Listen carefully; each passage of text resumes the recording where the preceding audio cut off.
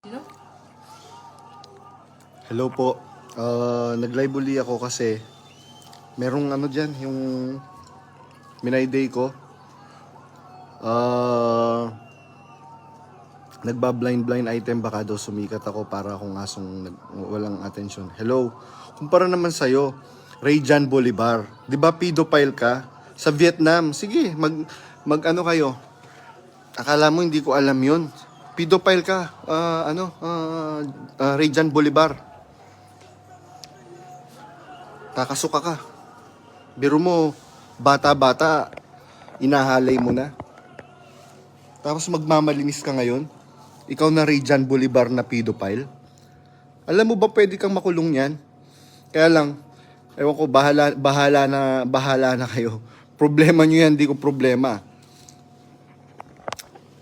Tapos merong magko-comment na isang pedophile din. Anak niya mismo, inalay niya. Masisikmura mo ba yon? Hindi kita papangalanan. Sige, humanda ka.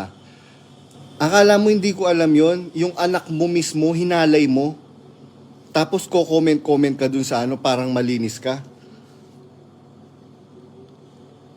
Anong klase kang magulang? Kung anak mo mismo, kaya mong halayin. Nakakasuka kayo. Tapos, kain po tayo. Tapos magmamali-malinis kayong ikaw na Ray Jan Bolivar. Tapos ipe-press release mo na UP graduate ka.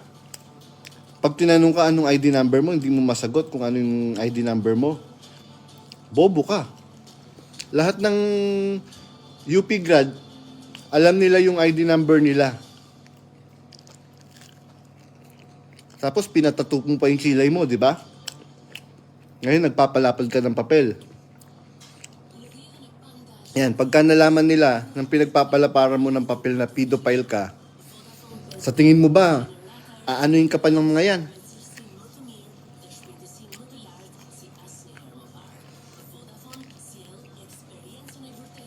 Kaya huwag kayong magmalinis, masyado kayong magko-comment yung isa dyan na sarili mong anak, hinahalay mo.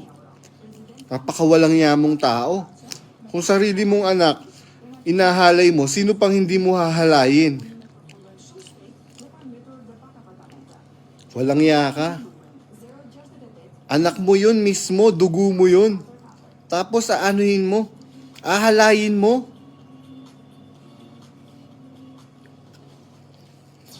Kain po tayo.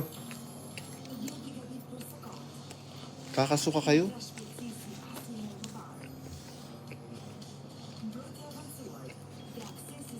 Ayun lang, hindi ko lang mapalampas kasi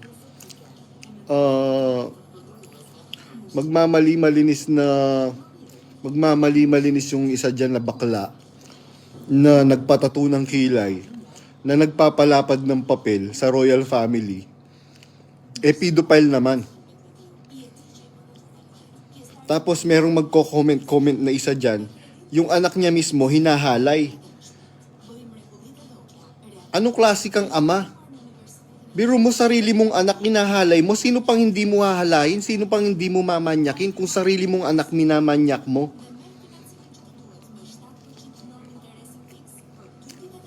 Pakabababoy nyo.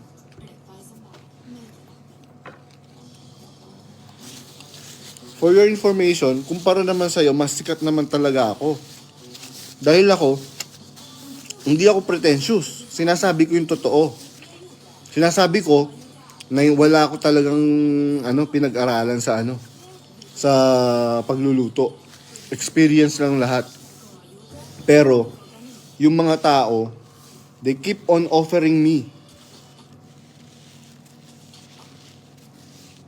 Ikaw, ano lang ba naman ang trabaho mo sa sa Vietnam? Teacher, kwak-kwak ka lang naman. Parang hindi ko alam kung paano ka magturo doon, 'di ba? Nag-sit-in ako sa klase mo.